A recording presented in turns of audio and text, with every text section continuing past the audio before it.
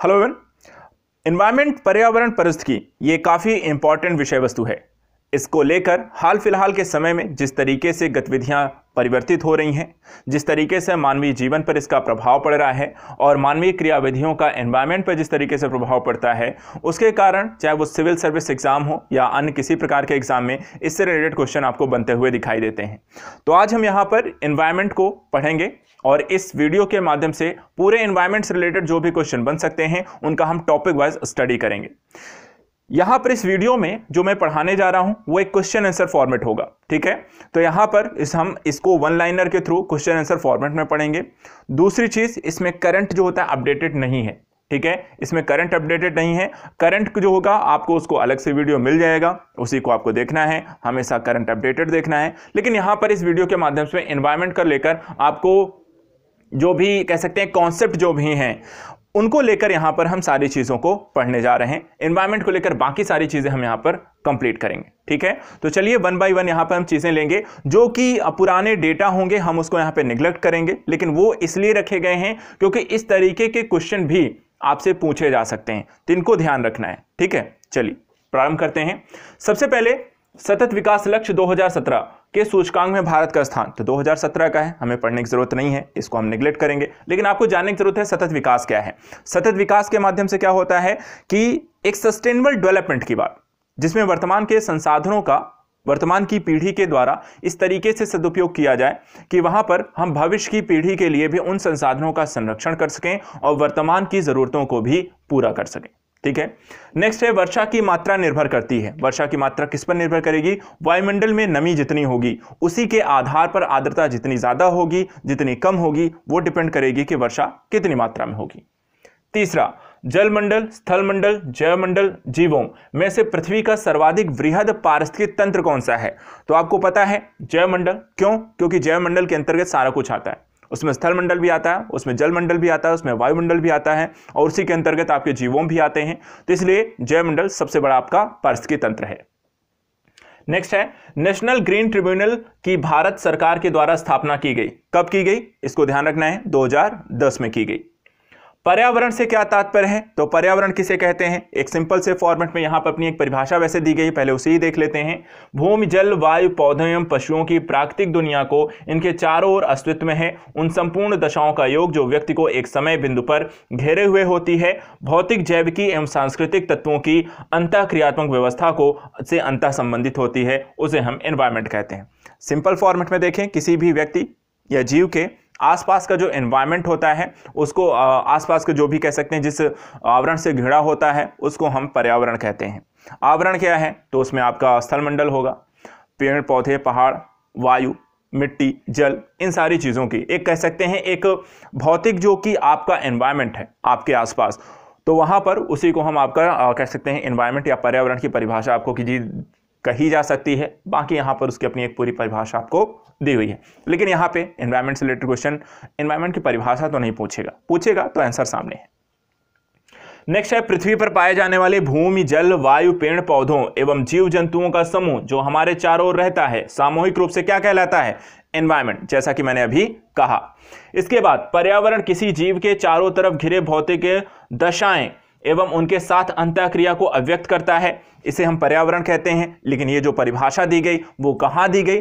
तो पर्यावरण संरक्षण अधिनियम 1986 की परिभाषा के अनुसार एनवायरनमेंट। तो यहां पर एनवायरनमेंट को परिभाषित अलग अलग तरीके से किया गया, लेकिन बेसिक जो कॉन्सेप्ट है वो आपका उसको पर ध्यान रखना है आपको। एक और क्वेश्चन है जैसे कि पर्यावरणीय सुरक्षा से संबंध नहीं है। पर्यावरण सुरक्षा का तात्पर्य नहीं है कि गरीबी कम करना, गरीबी को कम करने के को हम यहाँ पे पर्यावरण संरक्षण के अंतर्गत नहीं रखते हैं। भारत में पर्यावरण संरक्षण अधिनियम पारित कब हुआ? अभी हमने देखा कब? 1986 में। पर्यावरण बनता है किससे बनता है? जैविक, अजैविक जो भी आपके सौरिक जो घटक है उनसे मिलकर बनता है, ठीक है। जीवी, भू प्राकृतिक और अजैव जो घटक हैं उनसे मिलकर बनता है। पर्यावरण के कुछ कारक संसाधन के रूप में कार्य करते हैं, कुछ कारक कार्य करते हैं, वो किस रूप में? नियंत्रक के रूप में कार्य करते हैं, चीजों को कंट्रोल करते हैं, कोई चीज बहुत ज्यादा ना बढ़ पाए। जैसे जो आपके जीवी अपघटक होते हैं, अपमार्जक होते हैं, डीकंपोजर होते हैं, वो क्या करते हैं? जीवों का वहां पे अपघटन करते हैं ताकि वो आपके एनवायरनमेंट में उनका सम्मिलन हो जाए। इसी तरह जैव श्रृंखला होती है आपकी, ठीक है, जिसमें एक पशु दूसरे को खाता है, दूसरा तीसरे को, तीसरा चौथे को। इसके कारण जो संख्या होती है वो एक दूसरे के साथ क्या होती है, बहुत ज्यादा किसी की नहीं बढ़ पाती है। धारणी विकास के उपयोग के संदर्भ में अंतर पीढ़ीगत संवेदनशीलता का विषय क्या है, प्राकृतिक संसाधन की बात करती है। प्राकृतिक संसाधनों के संरक्षण और उपभोग की बात किया गया है धारणी विकास, या आपको कहते हैं सस्टेनेबल डेवलपमेंट को लेकर। विकास की वह अवधारणा जिसके तहत वर्तमान की आवश्यकताओं के साथ साथ भविष्य की आवश्यकताओं को भी ध्यान रखा जाता है, धारणी विकास ही कहलाता है। वर्ष 2002 में जोहानिसबर्ग में आयोजित पृथ्वी सम्मेलन का मुख्य विषय क्या था, सतत विकास था। ध्यान रखिएगा, सतत विकास की जो अवधारणा है जोहानिसबर्ग के सम्मेलन में रखी गई थी 2002 में। संयुक्त राष्ट्र संघ ने सतत विकास लक्ष्यों को निर्धारित किया गया, ये कितने हैं, तो संधारणी जो एसडीजी आपके गोल्स थे वो कितने हैं, 17 हैं। सतत विकास लक्ष्यों को प्राप्त करने की प्राप्ति की दिशा में विभिन्न देशों द्वारा किए गए प्रावधानों की या प्रयासों की प्रगति जानने हेतु निर्माण किया जाता है। किसका निर्माण किया जाता है, सस्टेनेबल डेवलपमेंट इंडेक्स का, और उसके माध्यम से रैंकिंग जारी की जाती है, कौन किस देश के द्वारा कितना प्रयास किया गया। जितने यहां पर देखिए जो इंडेक्स में 17 आपके सूचक हैं, यहां पे निर्धारक हैं, उनमें से किसने कितने कैसा परफॉर्म किया है उस आधार पर यहां पे इंडेक्स जारी की जाती है। एक और क्वेश्चन है जो आप सबको पता होगा, विश्व पर्यावरण दिवस कब मनाया जाता है, तो 5 जून को मनाया जाता है। ये इस तरह के क्वेश्चन आपको पूछे जा सकते हैं, इसलिए हम यहाँ पे टॉपिक भी कंसल्ट कर रहे हैं, पढ़ रहे हैं, समझ रहे हैं, और उसके साथ साथ क्या हो रहा है, हम यहाँ पे क्वेश्चन भी समझ रहे हैं कि पर्टिकुलर जो टॉपिक आप पढ़ते हैं उससे रिलेटेड आपको क्वेश्चन कैसा पूछा जा सकता है। चलिए नेक्स्ट क्वेश्चन की ओर बढ़ते हैं। अगला टॉपिक क्या है, राष्ट्रीय हरित न्यायाधिकरण। राष्ट्रीय हरित न्यायाधिकरण के अध्यक्ष देखिए जस्टिस आदर्श कुमार गोयल यहां पे लिखे हुए हैं, लेकिन हो सकता है क्योंकि यहां पर एक बार इसे हम कंफर्म जरूर करना है। इस तरह के अध्यक्षों को लेकर, करंट को लेकर मैंने पहले भी कहा है, इस तरह के डाटा को एक बार कंफर्म जरूर करना, और वो कंफर्म कहां हो जाएगा आपका, जब भी डिटेलिंग या फिर आपका जो करंट का वीडियो आपको मिलेगा, करंट अफेयर वार्षिकांक जो वीडियो मिलता है उसमें जरूर। नेक्स्ट, राष्ट्रीय हरित न्यायाधिकरण की स्थापना राष्ट्रीय हरित न्यायाधिकरण अधिनियम 2000 के तहत की गई, 2010 के तहत की गई, ठीक है। कब की गई, तो 18 अक्टूबर 2010 को। हरित विकास या ग्रीन डेवलपमेंट पुस्तक के लेखक कौन है, W.S. एडम्स। आमतौर पर समाचारों में आने वाले रियो 20 सम्मेलन है, किसके लेकर है, धारणी विकास को लेकर किया गया सम्मेलन है, जो संयुक्त राष्ट्र सम्मेलन के अर्थात कह सकते हैं कि यूएन के अंतर्गत या यूएन के द्वारा आयोजित किए जाते हैं।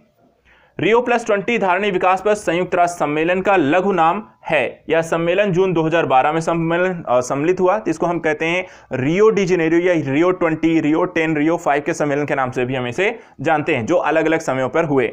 जैसे कि यहाँ पर देखिए पृथ्वी सम्मेलन +5 आयोजित हुआ था, इसे हम 1997 में, क्योंकि सबसे पहले हुआ था आपको रियो में 1992 में पृथ्वी सम्मेलन उसको हम कहते हैं, 1992 पहली बार हुआ, 5 साल बाद 1997 में फिर से हुआ तो उसको +5 कह दिया गया, तो 97 में यह हुआ।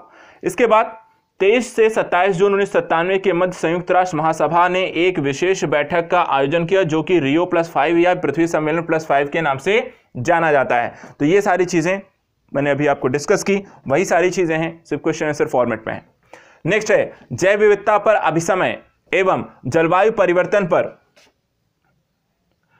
परिवर्तन पर संयुक्त राष्ट्र ढांचा अभिसमय के लिए वित्तीय क्रियाविधि के रूप में काम करता है। कौन काम करता है, भूमंडलीय पर्यावरण सुविधा। इसके बाद वैश्विक पर्यावरण सुविधा की स्थापना की गई रियो अर्थ समिट 1992 के दौरान। UNFCCC के तहत अल्पविकसित देशों को अल्पविकसित देश निधि के उपलब्ध कराता है। कौन उपलब्ध कराता है, GEF, ठीक है, अर्थात कि पर्यावरण वैश्विक पर्यावरण सुविधा उपलब्ध कराता है। इसके बाद विशिष्ट जलवायु परिवर्तन निधि की स्थापना की गई, किसके कब की गई, तो यहां पे COP7 की बैठक मराकेश से प्राप्त निर्देशों के आधार पर यहां पर की गई है। किसकी स्थापना की गई है, विशिष्ट जलवायु परिवर्तन निधि की स्थापना की गई। इसके बाद पूछा गया कि वर्तमान में GEF की मुख्य कार्यकारी अधिकारी व अध्यक्ष, ये जानने की जरूरत नहीं है। इसके बाद पलाचीगाड़ा को पर्यावरण की अपार क्षति के कारण चर्चा में था, ये कहां स्थित है, केरल में स्थित है। इसके बाद पर्यावरण सुरक्षा अधिनियम को अन्य किस नाम से जाना जाता है, तो छाता विधान के नाम से भी यहाँ पे पर्यावरण सुरक्षा अधिनियम को जाना जाता है, क्योंकि इसके अंतर्गत कई सारी एक छतरीनुमा अर्थात इसके अंतर्गत कई सारे प्रोजेक्ट्स को रखा गया था, और उस प्रोजेक्ट्स के माध्यम से पर्यावरण संरक्षण के दिशा में कार्य करना था, जिसमें कई सारी छोटी छोटी अन्य परियोजनाओं के इसके अंतर्गत सम्मिलित किया गया था और इसलिए इसे छाता विधान भी हम कहते हैं। कई सारे कानूनों को इसके अंतर्गत लेके आए गए। इसके बाद है वर्ष 1972 में स्टॉकहोम में आयोजित संयुक्त राष्ट्र के प्रथम मानव पर्यावरण सम्मेलन के निर्णयों को कार्यान्वित करने के उद्देश्य से भारत सरकार ने पारित किया था पर्यावरण संरक्षण अधिनियम 1986, ठीक है, और इसके तहत वहां पर पर्यावरण संरक्षण संदर्भित कार्य किया जाना था। जेनेटिक इंजीनियर अनुमोदन समिति का गठन किया गया। कब किया गया? पर्यावरण संरक्षण अधिनियम 1986 के अधीन किया गया था। जेनेटिक इंजीनियरिंग अनुमोदन समिति का नाम बदल दिया गया और अब हो गया ये अनुवांशिक इंजीनियरिंग अनुमोदन समिति हो गया है। इसके बाद यहां पर अपने वार्षिक सर्वेक्षण के परिणाम यहां पे देख लीजिए, यही नाम आपको अनुमोदन समिति के शब्दों के स्थान पे अब आपको यहां पे आकलन कर दिया गया है। अनुमोदन को चेंज करके आकलन इसमें ऐड कर दिया गया है और कुछ नहीं है। इसके बाद अपने वार्षिक सर्वेक्षण के परिणाम के रूप में नेशनल जियोग्राफिक सोसाइटी एवं अंतरराष्ट्रीय मतदान कंपनी ग्लोब स्कैन ने ग्रीन डेस्क 2009 के तहत भारत को शीर्ष स्थान दिया था और बेसिकली इस तरीके के एनवायरमेंटल इश्यूज किस तरीके से देशों के द्वारा हैंडल किए जाते हैं, जैसे यहाँ पे देखिए विभिन्न देशों में पर्यावरण रूप से धारणीय उपभोक्ता व्यवहार के मापक के तौर पे भारत को इस तरह में पहले स्थान दिया गया। भारत में कृषि पर्यावरण अनुकूल दीर्घस्थायी विकास के लिए रणनीति सर्वश्रेष्ठ है। ये किसके द्वारा और कैसे इसे तो यहाँ पर बताया गया कि मिश्र सस्यन, कार्बनिक खादें, नाइट्रोजन यौगिकीकरण पौधे और कीट प्रतिरोध सस्य किस्मों का यदि प्रयोग किया जाए तो ये सारी जो चीज़ें हैं भारत में कृषि से संबंधित एक बेहतर एनवायरनमेंट क्रिएट कर सकती हैं। उसका एनवायरनमेंट पे प्रभाव को भी कम किया जा सकता है और उसका इफेक्ट या प्रभाव जो होगा वो कृषि के संदर्भ में, जीवों के संदर्भ में और एनवायरनमेंट के संदर्भ में एक बेहतर स्थिति प्राप्त की जा सकती है। इसके अलावा देखिए तो अर्थ समिट या पृथ्वी शिखर सम्मेलन स्टॉकहोम सम्मेलन की 20वीं सदी के वर्षगांठ मनाने के लिए आयोजित किया जाता है। इसमें सम्मिलित देशों के धारणीय विकास के लिए कार्यवाही योजना स्वीकृत की गई, जिसे हम किस नाम से जानते हैं? एजेंडा 21 के नाम से जाना जाता है। कई प्रतिरोपित पौधे इसलिए नहीं बढ़ते हैं। क्यों नहीं बढ़ते हैं? क्योंकि प्रतिरोपण के दौरान अधिकांश मूल रोम नष्ट हो जाते हैं और मूल रोमों के द्वारा ही पौधों के द्वारा मिट्टी से जो होते हैं खनिज लवण और जल इत्यादि की मात्रा जो होती है वो अवशोषित करते हैं। अगर वो नष्ट हो जाते हैं तो वो पौधे फिर आपके विकसित नहीं होते हैं। मूल रोम की कोशाभित्ति मुख्यतः बनी होती है, किसकी बनी होती है? सेलुलोज की बनती है। मूल रोम मृदा से चिपके रहते हैं, पेक्टिन के कारण वो मृदा के से अच्छे से जुड़ जाते हैं। पर्यावरण अपकर्ष से क्या अभिप्राय है? एक टॉपिक है, तो यहां पर देखिए इसका क्या मतलब हुआ? पर्यावरणीय गुणों का पूर्ण रूप से निम्नीकरण, मानवीय क्रियाकलापों से विपरीत परिवर्तन लेकर आना, ये जब स्थिति आपकी उत्पन्न होती है तो उसे ही हम कहते हैं पर्यावरण अपकर्षण की स्थिति और अपकर्ष की स्थिति। और ये आपके पर्यावरणीय गुणों के निम्नीकरण अर्थात कि वहां पर अगर हम देखें तो एनवायरमेंटल डिग्रेडेशन की स्थिति आपको देखने को मिलती है और इसका पर्यावरण पे एक प्रभाव जो होता है वो निगेटिव इंपैक्ट के तौर पे आप इसे देख सकते हैं। इसके बाद अगर हम बात करें तो पर्यावरण संतुलन के संरक्षण यहां पर एक चर्चा की गई है, तो इसको लेकर यहां पे एक अधिनियम या कानून की लेकर आया गया। वन नीति, पर्यावरण सुरक्षा अधिनियम 1986 और औद्योगिक नीति तथा शिक्षा नीति, इन सारी चीजों के माध्यम से यहां पे इसे कंट्रोल करने की बात की गई। तो इस तरीके से सतत विकास के दृष्टिकोण से जो भी टॉपिक यहां पर हमने देखे, सतत विकास से किस तरीके के आपको क्वेश्चन बन सकते हैं। इसी तरीके से एनवायरनमेंट को लेकर भी कुछ क्वेश्चन आपको पूछाते हैं, जिसमें इकोसिस्टम से रिलेटेड टॉपिक आपको आता है। इकोसिस्टम क्या होता है, तो यहां पर इससे रिलेटेड कुछ चीजें हम पढ़ेंगे। दो चीजें यहां पर और यहां पर देखिए, प्राकृतिक कृषि का अन्वेषक है, कौन है? तो मसानोबु फुफुका, ठीक है।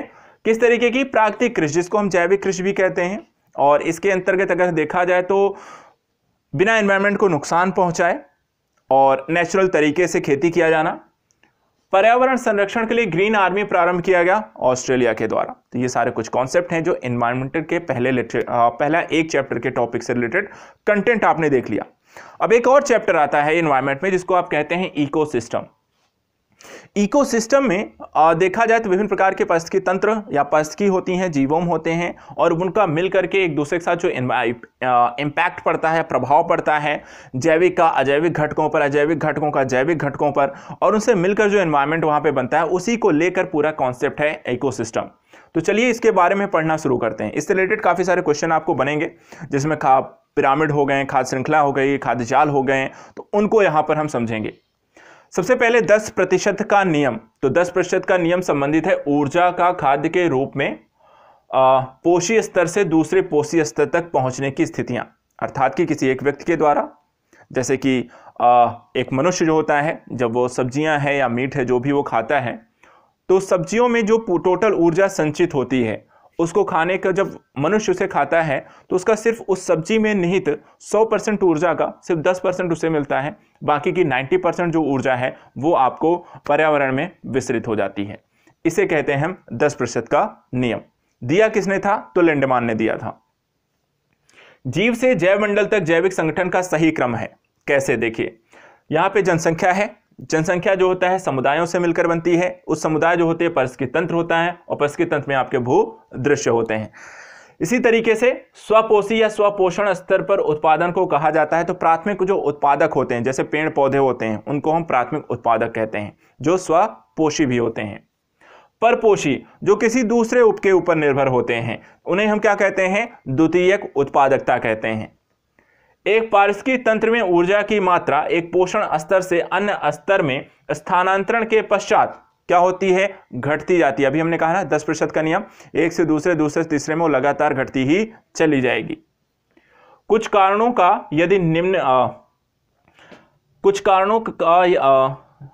कारणोंवश यदि तितलियों की जाति या स्पीसीज की संख्या में बड़ी गिरावट होती है तो इसके जो संभावित परिणाम हैं वो क्या होंगे? तो कुछ पौधों के परागण पर प्रतिकूल प्रभाव पड़ता है। इसके कारण यहां पर चरों, मकड़ियों और पक्षियों की कुछ प्रजातियों की समिष्टि में निरंतर एक गिरावट की स्थिति आपको इसमें देखने को मिलेगी। इसके बाद पारिस्थितिकी संबंधों का अध्ययन कैसे करते हैं? तो जीव और वातावरण के बीच स्थिति को ही हम यहां पर पारिस्थितिकी तंत्रों के अध्ययन के दृष्टिकोण से देखते हैं। जीव विज्ञान की एक शाखा जिसमें जीव समुदायों तथा उसके वातावरण के मध्य पारस्परिक संबंधों का अध्ययन किया जाए, वो क्या होगा? पारिस्थितिकी हम कहते हैं। तो इसको जीव विज्ञान की शाखा के इकोसिस्टम के अंतर्गत इसका पूरा अध्ययन किया जाता है। अर्नेस्ट हेकल ने पारिस्थितिकी शब्द का प्रयोग सबसे पहले किया, और जो शब्द उन्होंने बेसिकली प्रयोग किया था उसको हम कहते हैं ओकियोलॉजिक। ठीक है। इसके बाद जीवधारियों के कार्बनिक अकार्बनिक वातावरण और पारस्परिक संबंधों के अध्ययन को पारिस्थितिकी अथवा पारिस्थितिकी विज्ञान कहते हैं। यह बताया किसने? बताया अर्नेस्ट हेकल ने। पारिस्थितिकी प्रकृति की संरचना व प्रक्रिया का अध्ययन, यह बताया किसने? बताया तो यूजीन ओडम ने बताया कि पारिस्थितिकी प्रकृति की संरचना और प्रक्रिया का जो अध्ययन करते हैं तो उसको हम पारिस्थितिकी कहते हैं। तो इस तरीके से पारिस्थितिकी तंत्र के शब्दों के प्रयोग को लेकर, उसको परिभाषित करने को लेकर यहाँ पर अलग अलग वैज्ञानिकों, पारिस्थितिकी तंत्र पर्यावरणविदों ने इसको परिभाषित किया। सर्वप्रथम पारिस्थितिकी तंत्र की संकल्पना कह सकते हैं कि किसके द्वारा प्रस्तावित की गई? तो यहाँ पर 1935 में एजी टांसले के द्वारा सबसे पहले यहाँ पे पारिस्थितिकी तंत्र इकोसिस्टम को यहाँ पर सबसे पहले संकल्पना ये प्रस्तुत की गई। पारिस्थितिकी तंत्र की विचारधारा को बायोसिनोसिस तथा माइक्रोकॉस्म कहा। किसने कहा? तो कार्ल मोबियस तथा फोर्ब्स ने यहां पर इसको पारिस्थितिकी तंत्र की इस विचारधारा को रखा। इसके बाद प्रकृति की एक कार्यात्मक इकाई के रूप में जानी जाती है। किसे जाना जाता है? पारिस्थितिकी तंत्र को यहां पर जाना जाता है।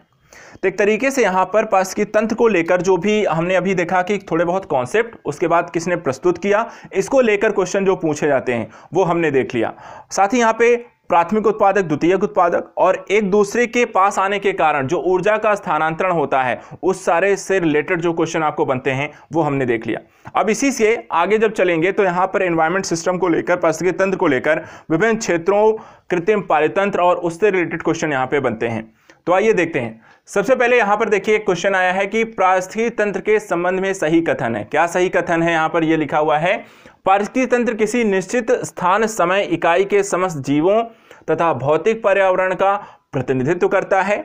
यह एक कार्यशील इकाई है और इसकी अपनी उत्पादकता होती है। तो इसको ध्यान रखिएगा, पारिस्थितिकी तंत्र से रिलेटेड जो कॉन्सेप्ट है वो यहां पर उन्होंने बताया है। इसके बाद यहां पर देखिए कहा गया कि पारिस्थितिकी तंत्र के विषय में सही नहीं है। अभी सही है, अब क्या गलत है यहां पर ये बताना है। यह एक बंद तंत्र होता है। तो पारिस्थितिकी तंत्र बंद नहीं होता, उसमें कई सारी चीजों की क्रियाविधियां चलती हैं और बंद तंत्र में अन्य बाहरी किसी गतिविधियां या इन्वॉल्वमेंट वहां पर नहीं होती है, जबकि पारिस्थितिकी तंत्र में ऐसा नहीं है। पारितंत्र या इकोसिस्टम शब्द का सर्वोत्कृष्ट वर्णन है। सर्वोत्कृष्ट एक परिभाषा आप कैसे इसे सबसे अच्छे तरीके से परिभाषित कर सकते हैं।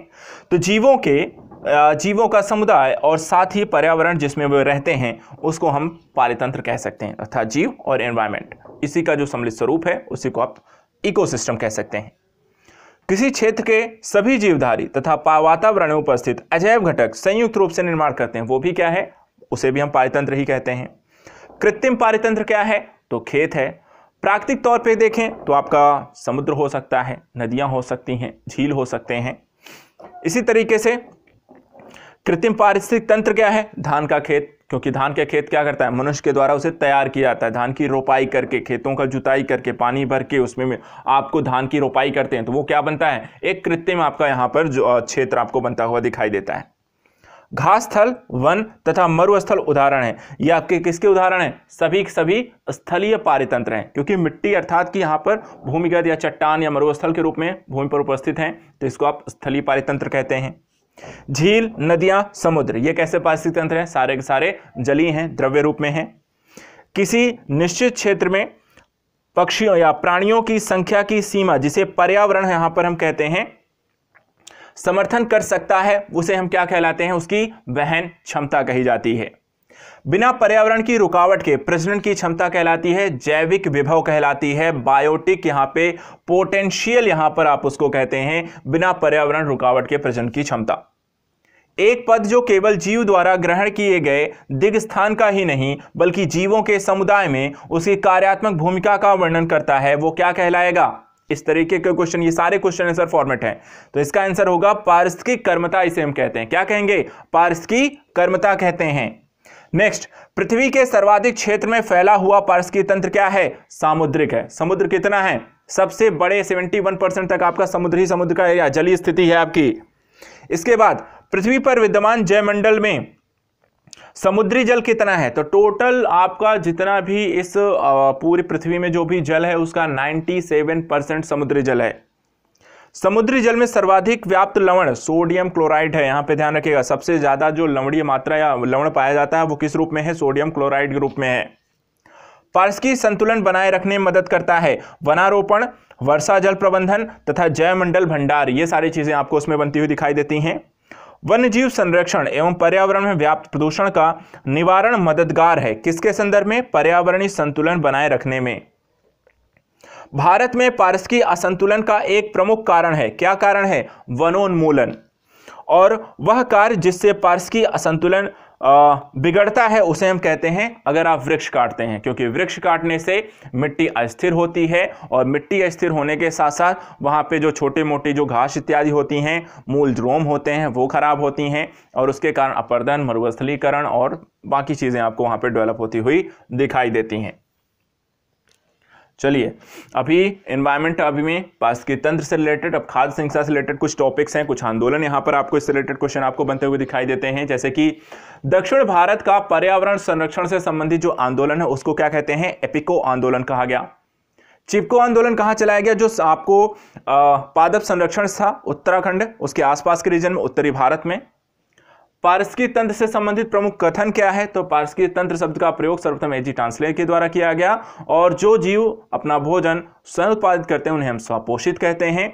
और पारिस्थितिकी शब्द का जो सर्वप्रथम प्रयोग किया, इसको लेकर कई बार देखिए क्वेश्चन पूछे गए हैं, एजी टांसलेर यहां पर भी हैं। इसके बाद सूक्ष्म जीव जो मृत पौधों, जंतुओं और अन्य जैविक पदार्थों को सड़ा गलाकर विनियोजित करते हैं, क्या कहलाते हैं, वियोजक, डीकंपोजर। जो आपकी बॉडी होती है, अब कोई पशु होता है जो मर गया है, ठीक है, उसकी बॉडी को डीकंपोज करने का काम कौन करते हैं, अपघटक, वियोजक या डीकंपोजर। पारितंत्रों की घटती उत्पादकता के क्रम में जो अनुक्रम होता है, ठीक है, उत्पादकता, सबसे उत्पादकता वहां पे जीवों की संख्या के आधार पे बात की जा रही है। तो यहां पर देखिए पारिस्थितिकों की घटती हुई चीजें, तो यहां पर देखिए सबसे ज्यादा यहां मैंग्रोव है, उससे कम आपका घास स्थल में, उससे कम झीलों में और सबसे कम महासागरों की स्थितियों की बात यहां पर कही गई है। अधिक विविधता वाले पारितंत्र की उत्पादकता भी क्या होगी, अधिक होगी। खाद्य श्रृंखला उस क्रम का निर्देशन करती है जिसमें जीवों की एक श्रृंखला एक दूसरे के आहार के द्वारा होती है, क्या होती है, पोषित होती है। वो एक दूसरे पर के आहार के रूप में वो एक दूसरे पर निर्भर होते हैं। पारिस्थितिकी तंत्र में ऊर्जा का अंतरण क्रमबद्ध स्तरों की एक श्रृंखला में होता है जिसे हम क्या कहते हैं, खाद्य श्रृंखला। एक जीव दूसरे जीव को खाता है, उसको कोई और खाता है, जैसे हम क्या कहते हैं, सबसे पहले पेड़ हो गया, ठीक है, प्राथमिक उत्पादक हो गया, उसके ऊपर प्राथमिक उपभोक्ता हो गया, फिर द्वितीयक उपभोक्ता हो गया, फिर तृतीयक उपभोक्ता हो गया। सबसे पहले पेड़ हो गया, उसको खाने वाले टिड्डे हो गए, उसको खाने वाली छिपकलियां हो गई, उसको खाने वाला कोई और जीव यहाँ पे हो जाता है, ठीक है, चील इत्यादि और भी चीजें हैं। तो इस तरीके से जो भी चीजें डेवलप होती हैं उसी के क्रम में हम इसको खाद्य श्रृंखला कहते हैं। जैवमंडलीय पारिस्थितिकी तंत्र में ऊर्जा का प्रवाह एक दिशी होगा, ठीक है, प्राथमिक उपभोक्ता से प्राथमिक उत्पादक से लेकर के तृतीयक उपभोक्ता तक एक दिशीय स्थिति में ऊर्जा का स्थानांतरण होता है। ऊर्जा ना तो सृजित होती है ना ही उसे नष्ट किया जा सकता है, या एक स्वरूप से दूसरे स्वरूप में परिवर्तित होती है। इसे हम क्या कहते हैं, ये ऊष्मागतिकी के पहले नियम के स्थिति को यह स्पष्ट करता है, जहां पर ऐसा नहीं है कि जो 90% का नियम कहता है, 10% का नियम कहता है कि आपको ने जो खाया आपको 10% मिला, लेकिन 90% ऊर्जा कहाँ गई, वो विस्तृत हो जाती है, नष्ट नहीं हुई है, वो किसी और रूप में वापस फॉर्मेट में आपको वायुमंडल पहुंच गई और फिर से वायुमंडल से वो आपको उसी क्रम में चलती रहती है और उसका विनियोजन चलता रहता है। हर पोषण स्तर पर उपलब्ध ऊर्जा की मात्रा लगातार घटती जाती है, 10% वाला का नियम चलेगा। विभिन्न पारिस्थितिकी तंत्रों में उत्पादकों की सकल उत्पादकता का ही शाकाहारियों द्वारा स्वांगीकृत होता है सिर्फ 10%। सर्वप्रथम गहन पारिस्थितिकी डीप इकोलॉजी शब्द का प्रयोग किसके द्वारा किया गया, अर्नीज नेस के द्वारा। पारिस्थितिकी अर्थात नीशे की संकल्पना को प्रतिपादित किसने किया, ग्रीनेल ने। पारिस्थितिकी पदछाप के माप की इकाई है भूमंडलीय हेक्टेयर। एक मनुष्य के जीवन को पूर्ण रूप से धारणीय करने के लिए आवश्यक न्यूनतम भूमि को कहते हैं पारिस्थितिकी पदछाप। ये परिभाषा है उसकी। यदि आपसे पूछ लिया जाए कि पारिस्थितिकी पदछाप की स्थिति क्या होती है तो उसकी परिभाषा, कॉन्सेप्ट भी समझने चलना है, ठीक है। क्या बोला गया एक बार और देख लेते हैं। एक मनुष्य के जीवन को पूर्ण रूप से धारणीय करने के लिए आवश्यक न्यूनतम जो भूमि उसको चाहिए होगी वही उसकी पारिस्थितिकी पदछाप कहलाएगी। इसके बाद है अविवेकशील जीवन शैली, जिसमें पारिस्थितिकी तंत्र के घटकों यथा जल, ऊर्जा इत्यादि का आवश्यकता से अधिक दोहन किया जाता है, वो क्या कहलाएगा, पदछाप के आकार को यहां पर बढ़ा देता है, ठीक है। इसके बाद इसी से टॉपिक से रिलेटेड एक क्वेश्चन आता है, जैसे कि पूछा गया कि भारतीय वन्य जीव संरक्षण अधिनियम लागू किया गया जीवों के संरक्षण को लेकर पारिस्थितिकी संतुलन बनाए रखने के लिए 1972 में। एक और कोई अधिनियम भारत सरकार द्वारा पारित किया गया, पर्यावरण संरक्षण अधिनियम, पर्यावरण के संरक्षण सुधार के लिए 1986 में। इसी तरीके से जनजातियों एवं अन्य पारंपरिक वन निवासियों के वन अधिकारों को मान्यता जो दिया गया जिस कानून के द्वारा, अधिनियम के द्वारा, ये दिसंबर 2016 में ये कानून लेकर आया गया। वन संरक्षण अधिनियम जो लागू किया गया वो 1980 में यहां पे लागू किया गया। साथ ही मिलेनियम इकोसिस्टम असेसमेंट पारिस्थितिकी तंत्र की सेवाओं के प्रमुख वर्गों का वर्णन करता है। तो इसके अंतर्गत क्या होगा, मिलेनियम इकोसिस्टम असेसमेंट आपको कैसे करनी है, तो इसका एक क्रम बनाया गया। व्यवस्था, सबसे पहले समर्थन, नियंत्रण, संरक्षण और यहां पर सांस्कृतिक स्तर पे उसका सम्मिलन। तो इस तरीके से किसी भी इकोसिस्टम को किस तरीके से व्यवस्थित करना है, उसे संरक्षित करना है, लोगों के साथ उसका संरक्षण भी स्थापित करना है, तो उसके लिए एक व्यवस्थित अनुक्रम यहां पे बनाया गया। इसके बाद वह जो एक समर्थन सेवा है, क्या है, पोषक चक्रण और फसल परागण को हम एक समर्थन सेवा के रूप में देखते हैं। एक साधारण समुद्री आहार श्रृंखला का सही क्रम क्या है। कई बार इस तरह के क्वेश्चन आपको पूछे जाते हैं कि सही क्रम बताइए, उसमें कई सारे ऑप्शन दे देते हैं। तो यहां पर देखिए इसका जो आंसर है, डायटम स्वपोषी होते हैं, इनको खाने वाले, क्रस्टेशियाई होते हैं जो शाकाहारी उपभोक्ता या प्राथमिक उपभोक्ता होंगे। इसके बाद द्वितीयक उपभोक्ता यहाँ पे हेरिंग मांसाहारी उपभोग करेगा। तो इस तरीके से आपका समुद्री आहार श्रृंखला ऐसे चलती है। इसी तरह स्थलों पर भी होता है। एक क्वेश्चन आता है जैव वानिकी बायोनोमिक्स के संबंध में सही है, तो यहां पर ध्यान रखिएगा जैव वानिकी क्या है, यह पारिस्थितिकी का पर्याय है। किसका? पारिस्थितिकी का पर्याय है बायोनोमिक्स। यह प्राकृतिक तंत्रों के मूल्य पर बल देता है और जो मानव तंत्रों को प्रभावित करते हैं। तो जैव वानिकी को ध्यान रखिएगा। तो यहां पर वानिकी के संदर्भ में अगर हम बात करें तो वृक्षारोपण वनारोपण की प्रक्रिया के माध्यम से यहां पर इसे बढ़ाने की स्थिति। जैव वानिकी अर्थात बायोनोमिक शब्द का बायोनोमिक शब्दों से मिलकर बना है। बायो अर्थात जीव हो गया, नोमिक का मतलब यहाँ पर उससे व्युत्पन्न हो गया, जिसको हम बायोनोमिक शब्द कहते हैं। यह जीवन के नियम के संदर्भ में इसकी बात की गई है। किसी जल निकाय में घनत्व प्रवणता को दर्शाता है। कौन दर्शाता है? इसको ध्यान रखिएगा, पिक्नोक्लाइन। पिक्नोक्लाइन क्या दर्शाता है? किसी जल निकाय में घनत्व प्रवणता को यहां पे दर्शाता है। इसके बाद एक और क्वेश्चन पूछा गया कि यदि किसी जल निकाय में लवणता प्रवणता को कैसे दर्शाते हैं, किसके माध्यम से दर्शाते हैं, तो इसके लिए हम प्रयोग करते हैं हेलोक्लाइन। हेलोक्लाइन शब्द अगर आपको प्रयोग किया जाता है तो इसका मतलब है कि इसके अंतर्गत हम किसी जल निकाय में लवणता प्रवणता की स्थिति को, लवण की मात्रा क्या होगी उसको हम दर्शाने की कोशिश करते हैं। एक और क्वेश्चन है, किसी जल निकाय में गहराई के साथ तापमान परिवर्तन को हम किसके माध्यम से, किसके अंतर्गत रखते हैं, तो थर्मोक्लाइन। इस तरह के देखिए क्वेश्चन क्या होते हैं, सब सम टाइम एक अलग अलग शाखाएं, अलग अलग स्थितियां डेवलप की जाती हैं, अलग अलग कॉन्सेप्ट डेवलप किए जाते हैं, उसके माध्यम से किसी चीज़ के बारे में वहाँ पर अध्ययन किया जाता है। तो एक शाखा के संदर्भ में भी आप इसे जान सकते हैं कि थर्मोक्लाइन में तापमान परिवर्तन की जो जल में स्थिति होती है ऊपर से नीचे जाने में, किसी भी जल की मात्रा में अगर लवणता की स्थिति को पता करना है तो उसको हेलोक्लाइन के अंतर्गत पता करते हैं। और पिग्लोक्लाइन क्या होता है? पिग्नोक्लाइन होता है कि किसी जल निकाय में घनत्व कितना है इसको पता करते हैं। इसके बाद पारितंत्र उत्पादकता के संदर्भ में समुद्री उत्प्रवाह क्षेत्र इसलिए महत्वपूर्ण है क्योंकि ये समुद्री उत्पादकता बढ़ाते हैं पोषकों को सतह पर लाकर। इसके बाद एक और क्वेश्चन है, वायु प्रवाह द्वारा समुद्र की सतह पर विद्यमान गर्म पोषक हरित जल को सघन ठंडे तथा पोषक तत्वों को परिपूर्ण जल द्वारा स्थानांतरित कर दिया जाता है। इसे क्या कहेंगे? समुद्री उत्प्रवाह के द्वारा। एक तरीके से देखा जाए तो ठंडा गर्म जो पानी होता है उसी की बात यहाँ पर की जाती है। जब भी आप एक सिस्टम से अगर हम बात करें, यहाँ गर्म और ठंडे पानी के संदर्भ में जो बात की जा रही है वो एक तरीके से देखें तो आप अगर अपने घर में ही गैस पे पानी रखिए, ठंडा पानी होगा, और जैसे जैसे आप उसे गर्म करेंगे तो ठंडा पानी जो होता है वो आपका जो गर्म पानी होगा वो हल्का हो जाता है, उसके अणु दूर दूर हो जाते हैं, वो ऊपर आ जाते हैं, ठंडा पानी नीचे जाता है। तो इस तरीके से क्रियाविधियाँ आपकी चलती रहती हैं। चलिए, तो यहाँ पर लगभग आपका दूसरा टॉपिक पारिस्थितिकी कंप्लीट हो गया है। हम तीसरे टॉपिक की ओर जाएंगे, जैव विविधता के बारे में पढ़ेंगे, लेकिन उस पर जाने से पहले अंतिम जो कुछ पॉइंट हैं उसको पढ़ लेते हैं। अब देखिए, इसमें एक क्वेश्चन आता है कि खासकर पारिस्थितिकी संवेदी क्षेत्र वे होते हैं जिन्हें पोषित किया जाता है। कैसे पोषित किया जाता है? पर्यावरण संरक्षण अधिनियम 1986 के तहत।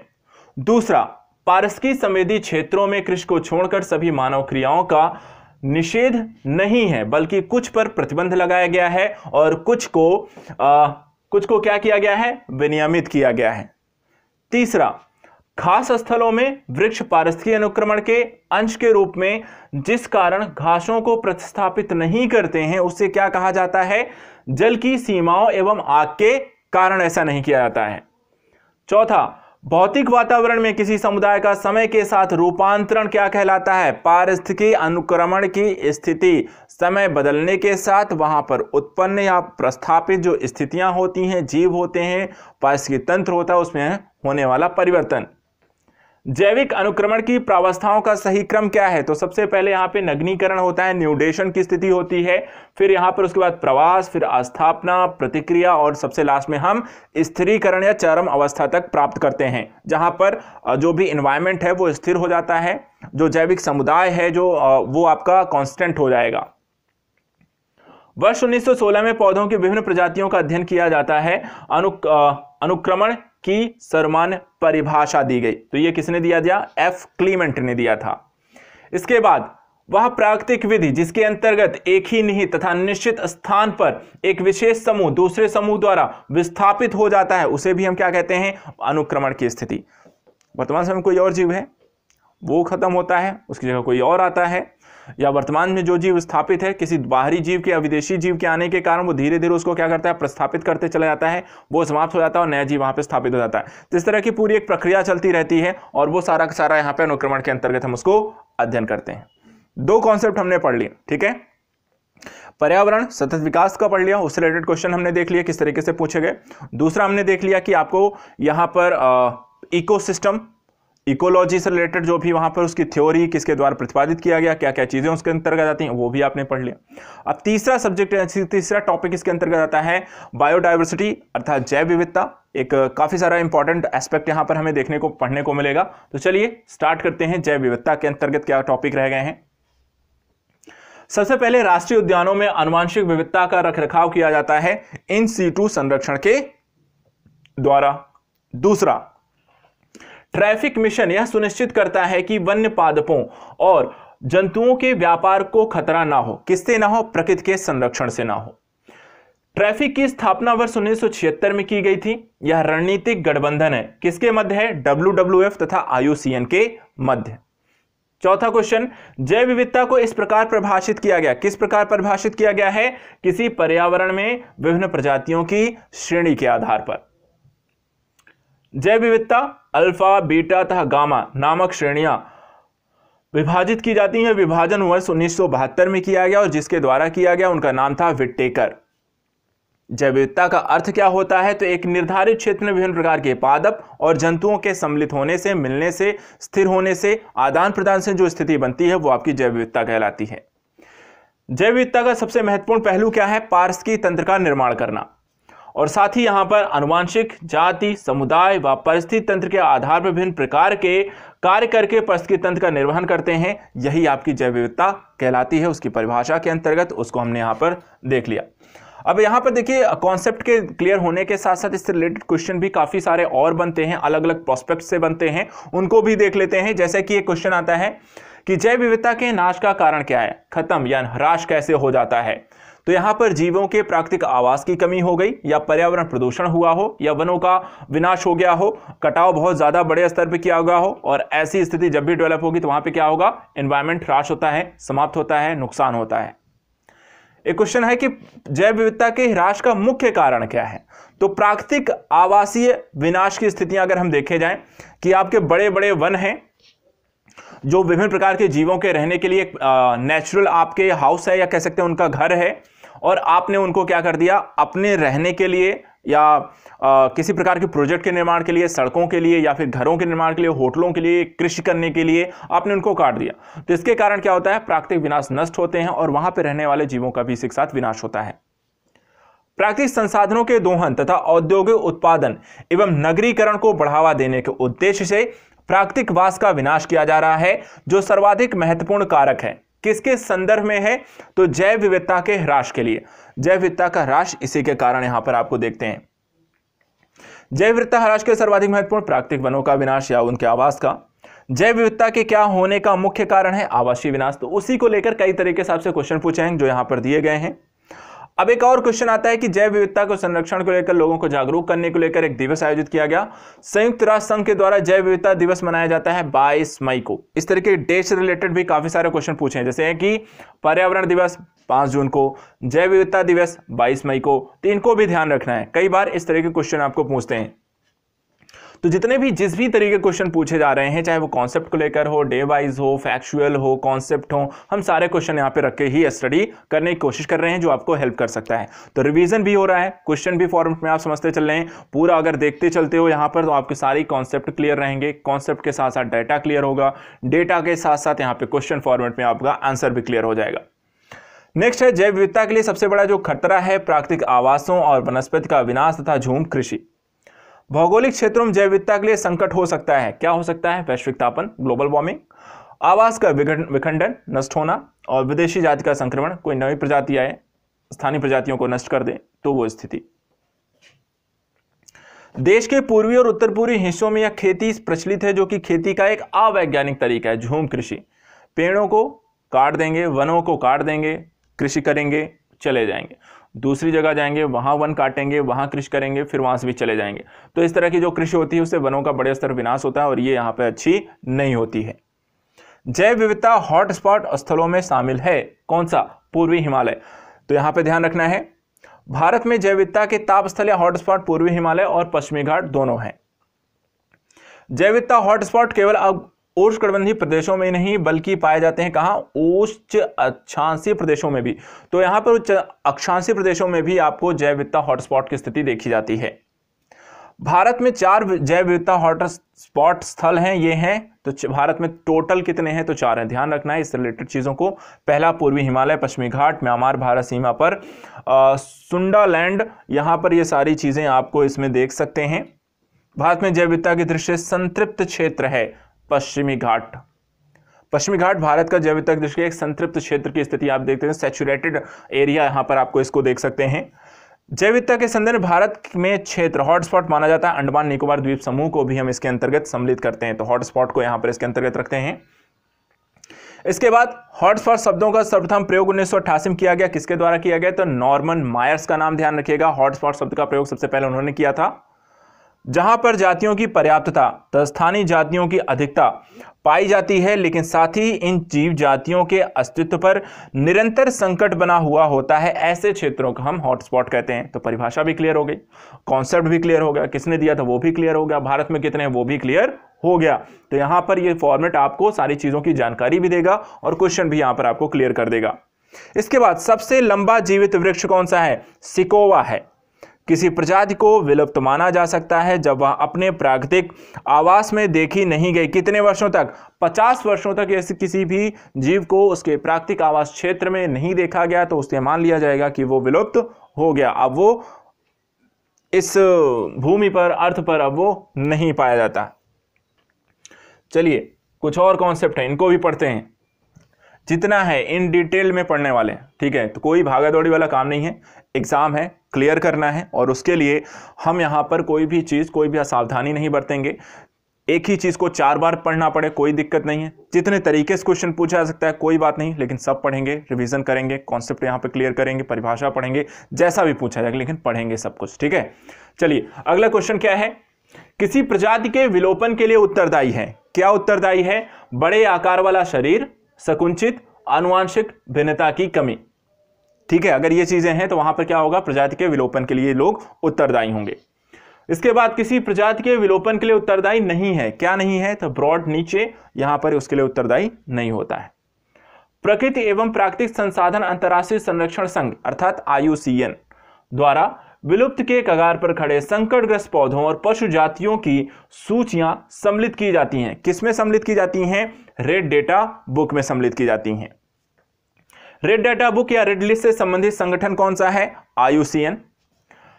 प्राणी समूह जो संकटापन्न जातियों के संवर्ग के अंतर्गत आता है वो क्या है? महान भारतीय सारंग, कस्तूरी मृग और लाल पांडा और एशियाई वन्य गधा जो होते हैं इसके अंतर्गत आते हैं। इसके बाद सोन चिरैया या महान भारतीय सारंग, साइबेरियन सारस, सलेटी टिटहरी अति संकटग्रस्त श्रेणी में आते हैं। कस्तूरी मृग संकटग्रस्त श्रेणी में आती है और एशियाई वन गधा संकट के नजदीक नियत थ्रेटेंड श्रेणी में, जबकि लाल पांडा शामिल हैं, ये संकटग्रस्त श्रेणी में। तो एक यहां पर देखिए IUCN एक अपनी सूची जारी करती है और उन सूचियों के अंतर्गत कौन से जीव किस स्थिति में है उसके आधार पर कुछ यहाँ पर सूचियां बनाई जाती हैं, जैसे कि आपका संकटापन्न है, अति संकटापन्न है, आपको विलुप्त है, तो उसके आधार पर जीवों को वहां पर रखा जाता है जो जैसी श्रेणी में वहां पर आपको पाए जाते हैं। इसके बाद golden oriole, great Indian bustard, Indian fantail, wigeon तथा इंडियन सनबर्ड भारतीय पक्षियों में से अत्यधिक संकटापन्न किस्म है। किसकी है? तो ग्रेट इंडियन बस्टर्ड की है। इसके बाद यद्यप भारत की जनसंख्या तीव्र गति से बढ़ रही है किंतु पक्षियों की संख्या तेजी से घट रही है। क्यों? पक्षियों के वास स्थान पर बड़े पैमाने पर कटौती हुई है। कीटनाशक, रासायनिक उर्वरक तथा मच्छर भगाने वाली दवाओं का बड़े पैमाने पर यहां पर उपयोग हो रहा है। साथ ही यहां पर एक अगला क्वेश्चन है कि उत्तराखंड में जैव विविधता ह्रास का कारण बंजर भूमि का वनीकरण है।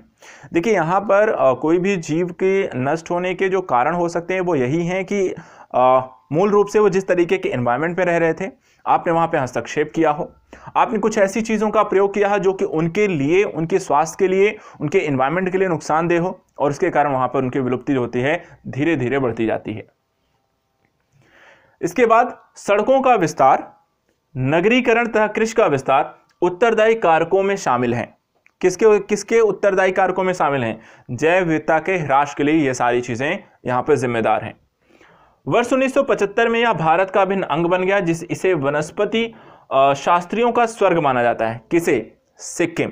ठीक है, सिक्किम पहले भारत के स्वतंत्र से पूर्व या भारत की स्वतंत्रता के पश्चात की स्थिति में सिक्किम हमारे देश में यहाँ पे सम्मिलित नहीं था, एक अलग देश के रूप में वहां पे था, लेकिन यहाँ पर 1975 में वो भारत में सम्मिलित हो जाता है। पूर्वी हिमालय के हॉटस्पॉट क्षेत्र में आता है सिक्किम। जैव विविधता के साथ साथ मनुष्य के परंपरागत जीवन के संरक्षण के लिए सबसे महत्वपूर्ण रणनीति जिस एक की स्थापना करने में निहित है वह क्या है? जीवमंडल निश्चय निकाय या फिर रिजर्व, जीवमंडल रिजर्व, बायोस्फीयर रिजर्व को हम यहाँ पर इसके बारे में पढ़ते हैं। अब यहाँ पर बात की जाती है जैव विविधता के संरक्षण के सबसे महत्वपूर्ण रणनीति क्या है? जैव मंडल यहाँ पर रिजर्व बनाए जाते हैं और उसके माध्यम से जो जीव विलुप्त हो रहे हैं उनको एक संरक्षित क्षेत्र प्रोवाइड किया जाता है।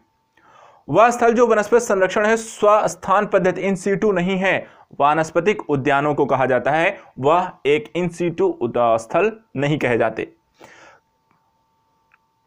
इसके बाद क्रायो बैंक्स एक्स सीटू संरक्षण के लिए जो गैस सामान्यतः प्रयोग की जाती है वो कौन सी है? नाइट्रोजन।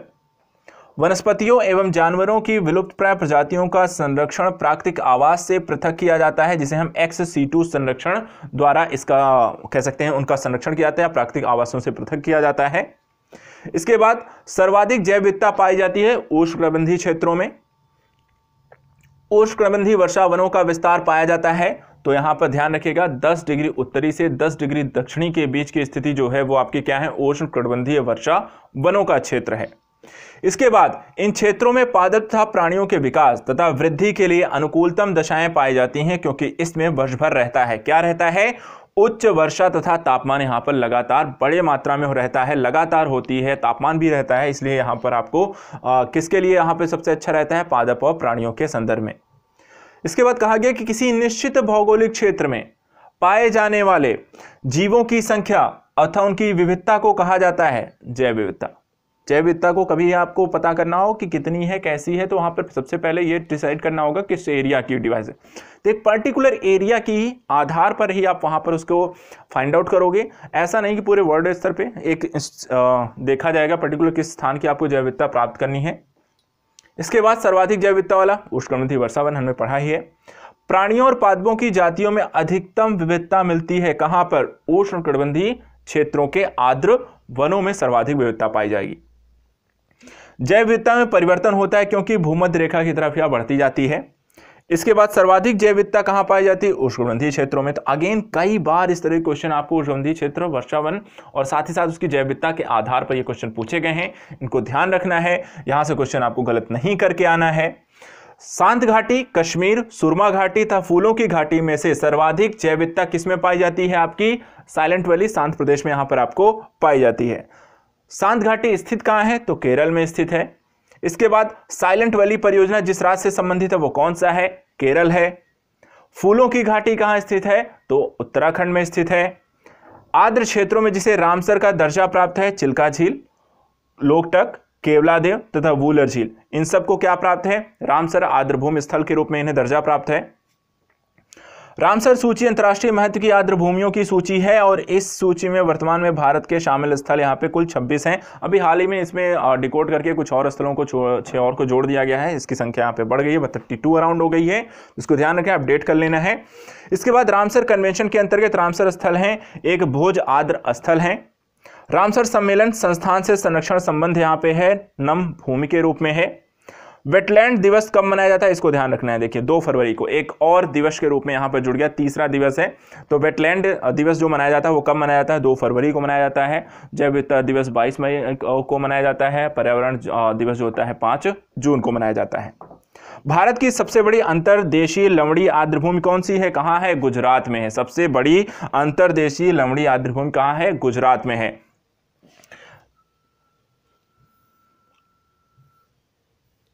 चलिए, तो यहां पर अगला टॉपिक देखते हैं, अगली विषय वस्तु है यहां पर यह एक समुद्री स्तनधारी है और घास खाने की इनकी आदत के कारण इन्हें समुद्री गाय कहा जाता है। किसे कहा जाता है? ड्यूगोंग को। किसे? ड्यूगोंग को। जिन 3 मानकों के आधार पर पश्चिमी घाट, श्रीलंका, इंडो बर्मा क्षेत्रों को जैव विविधता प्रखर स्थल या हॉटस्पॉट के रूप में मान्यता प्राप्त हुई, वो क्या है? जाति बहुतायत। तो यहां पर स्पीसीज रिचनेस यहां पर बहुत ज्यादा है, आज स्थानिकता तथा आशंका बोध स्थल जो हैं, ये सारी चीजें। बर्ड लाइफ इंटरनेशनल नामक संगठन के संदर्भ में कथन सही है, क्या काम करेंगे? यह संरक्षण संगठनों की विश्वव्यापी भागीदारी है।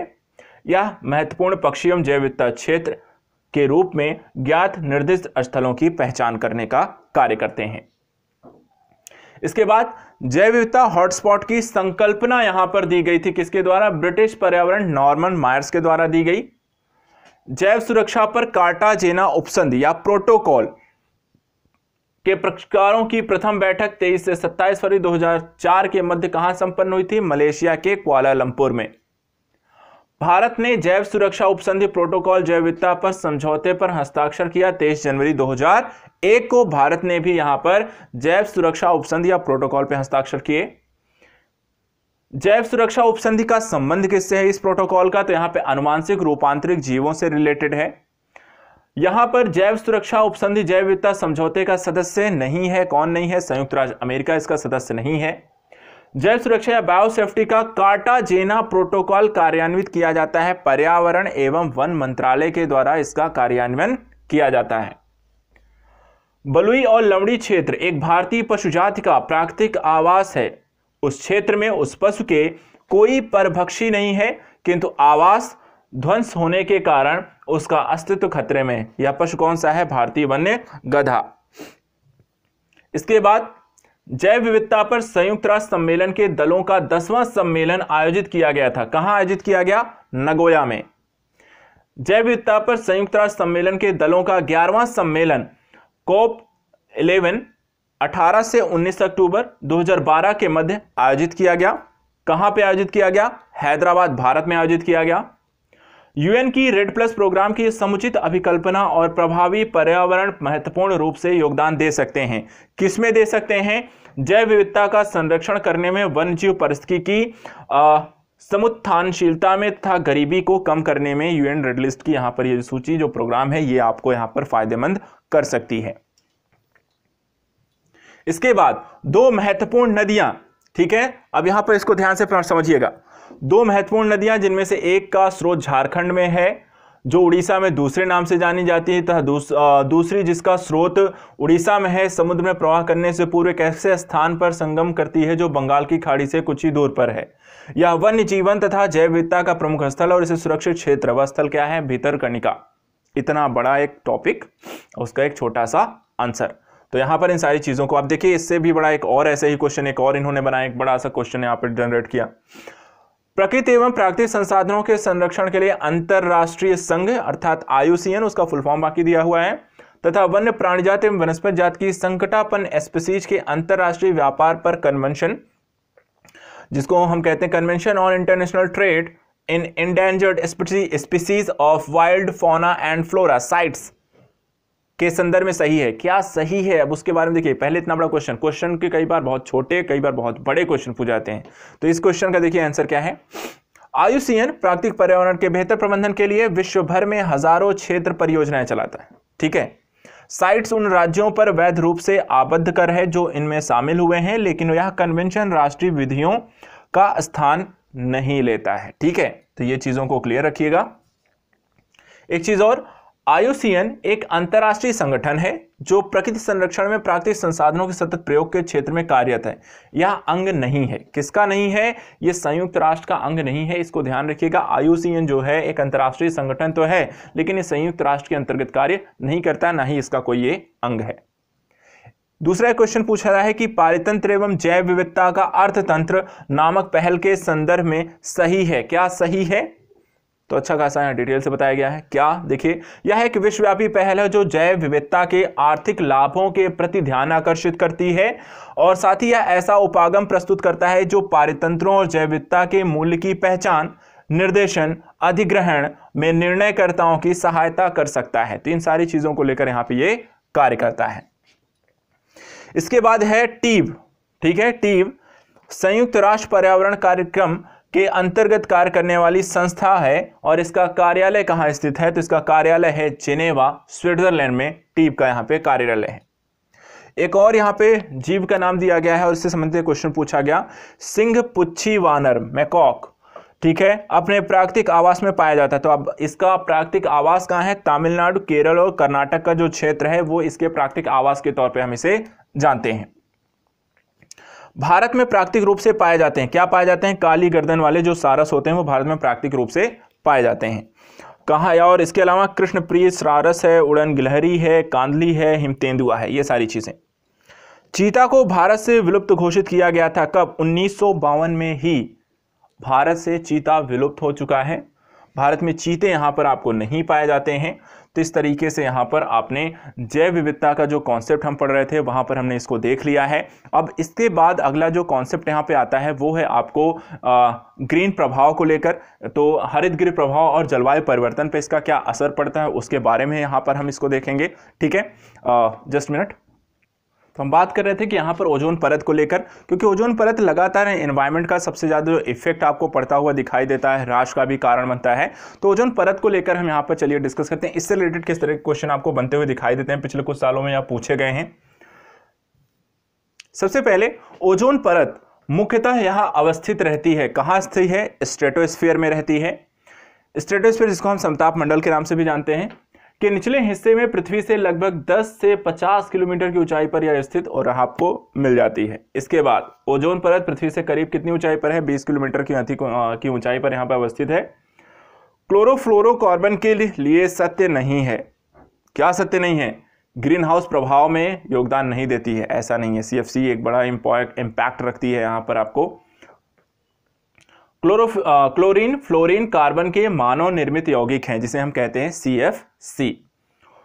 ओजोन क्षेत्र के लिए उत्तरदायी है CFC और वायुमंडल में उपस्थित ओजोन द्वारा विकिरण अवशोषित किया जाता है वह है पराबैंगनी किरणें। ओजोन अगर ना हो, ओजोन परत ना हो तो पराबैंगनी किरणें, अल्ट्रावायलेट, यहां पर पृथ्वी पर सीधे डायरेक्ट इंपैक्ट करेंगी और जो भी जीव होंगे, चाहे मनुष्य हो चाहे अन्य जीव हो, वो वहां पर उनके लिए नुकसानदायक होते हैं। तो यहाँ पर ओजोन परत जो होती है एक तरीके से देखा जाए तो पराबैंगनी किरणों से हमारी सुरक्षा करती है और साथ साथ यहाँ पे जो जीव उपस्थित हैं उनको भी संरक्षण प्रदान करती है। ऑक्सीजन के 3 परमाणुओं से मिलकर बनने वाली जो गैस है उसको हम ओजोन कहते हैं। इसका जो फॉर्म है O3 होता है, ठीक है, O2 होगा तो ऑक्सीजन है। ऊपरी वायुमंडल में ओजोन परत के रूप में पृथ्वी पर जीवन को बचाती है अल्ट्रावायलेट किरणों से। ओजोन परत मानव के लिए उपयोगी है क्योंकि यह सूर्य की अल्ट्रावायलेट किरणों को पृथ्वी पर नहीं आने देती है। वायुमंडल में उपस्थित ओजोन परत अवशोषित किसको करती है? अल्ट्रावायलेट किरणों को। सूर्य से आने वाली हानिकारक पराबैंगनी किरणों के कारण क्या हो सकते, किस तरह की प्रॉब्लम क्रिएट होगी? त्वचा कैंसर उत्पन्न होगा। अधिक समय तक सूर्य की पराबैंगनी विकिरण के शरीर पर पड़ने से DNA में भी आनुवांशिक उत्परिवर्तन उत्पन्न हो सकते हैं। ओजोन परत संरक्षण दिवस मनाया कब जाता है? तो एक और दिवस ध्यान रखना है, 16 सितंबर को मनाया जाता है ओजोन परत संरक्षण दिवस। क्लोरीन, फ्लोरीन, ऑक्सीजन से बना मानव निर्मित गैसीय व द्रव्य पदार्थ जो रेफ्रिजरेटर तथा वातानुकूलित यंत्रों में शीत कारक के रूप में प्रयोग करते हैं वो कौन सा है? CFC या क्लोरोफ्लोरोकार्बन। वायुमंडल में ध्रुवीय भागों में ओजोन का निर्माण धीमी गति से होता है, ठीक है, तथा ओजोन के क्षरण का प्रभाव सर्वाधिक परिलक्षित होता है। किसके कारण? ये ध्रुवों की स्थिति के कारण ही ऐसा होता है। ओजोन परत को सर्वाधिक नुकसान पहुंचाने वाला प्रदूषक कौन है? क्लोरोफ्लोरोकार्बन है।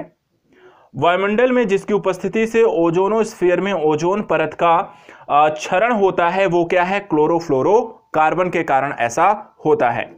और ओजोन परत की क्षीणता के लिए उत्तरदायी नहीं है। क्या नहीं है? विलायक के रूप में प्रयुक्त मेथिल क्लोरोफॉर्म इसके लिए उत्तरदायी नहीं है। तो देखा, ओजोन परत से लेकर कई तरीके के क्वेश्चन और रिपीटेड क्वेश्चन आपको कई बार और कई तरीके से यहां पर आपको पूछे गए हैं। ऐसा नहीं है इतने ही क्वेश्चन है, इसी से रिलेटेड और इसी से को कई बार यहां पर कई अलग अलग तरीके से भी पूछे जाते हैं, उसी को देख लेते हैं। ओजोन परत की क्षीणता के लिए उत्तरदायी जो गैसें हैं CFC, halogen, nitrous oxide, trichloroethylene, halon 12, 11 और 13, 1, 13 या 1301 आप इसको, इतनी सारी जो गैसें हैं वो आपकी ओजोन परत की क्षीणता के लिए उत्तरदायी हैं। ग्रीन हाउस गैस जिसके द्वारा ट्रोपोस्फीयर में ओजोन प्रदूषण नहीं होता है वो कौन सी है? Carbon monoxide. ओजोन छत्र का निर्माण सर्वाधिक कहां है? अंटार्कटिका के ऊपर है। मॉन्ट्रियल प्रोटोकॉल जिसके रक्षण से संबंधित है वो किसके से संबंधित है? ओजोन परत को संरक्षण प्रदान करने के लिए साइन किया गया मॉन्ट्रियल प्रोटोकॉल। ये कब से प्रभावित हुआ मॉन्ट्रियल प्रोटोकॉल? तो 1 जनवरी 1989 से। इसमें कहा क्या? मॉन्ट्रियल प्रोटोकॉल ओजोन परत को संरक्षण को लेकर यहां पे कार्य करता है, और ये जो होता है मॉन्ट्रियल प्रोटोकॉल के अंतर्गत क्लोरोफ्लोरोकार्बन को यहां पर प्रतिबंधित करने, उसके उपयोग को कम करने की बात यहां पर की गई है। साथ ही समताप मंडल में ओजोन स्तर को प्राकृतिक रूप से विनियमित किया जाता है किसके द्वारा? यहां पे नाइट्रोजन ऑक्साइड के द्वारा। ओजोन परत की मोटाई मौसम के हिसाब से बदलती है। किसके हिसाब से? इसको ध्यान रखना है। ओजोन परत की मोटाई मौसम के हिसाब से बदलती रहती है। बसंत ऋतु में इसकी मोटाई सबसे ज्यादा और वर्षा ऋतु में यहां पर यह सबसे कम की स्थिति पे आ जाती है। ओजोन परत को किसके द्वारा मापा जाता है? जिसकी जो इकाई है वो है डॉप्सन इकाई। कौन सी? डॉप्सन इकाई। 0 डिग्री सेल्सियस तथा एक एटम दाब पर शुद्ध ओजोन 0.01 मिलीमीटर की मोटाई के बराबर होती है। एक डॉप्सन यूनिट इसी को कहा जाता है। क्लोरोफ्लोरोकार्बन जो ओजोन राशक पदार्थों के रूप में चर्चित है, उनका प्रयोग होता है किस रूप में होता है?